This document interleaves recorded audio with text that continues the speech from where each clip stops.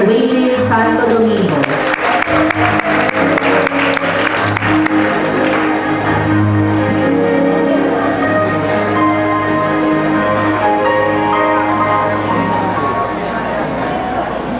Good evening, everyone.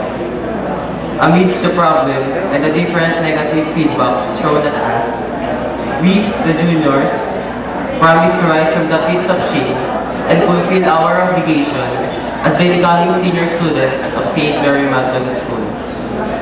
In behalf of third year class, I, Regine Santo Domingo, third year level representative, accept the key with honor and pride. With all our strength and enthusiasm, we will uphold our school's mission and vision and be a model to all Magdalenians. Thank you.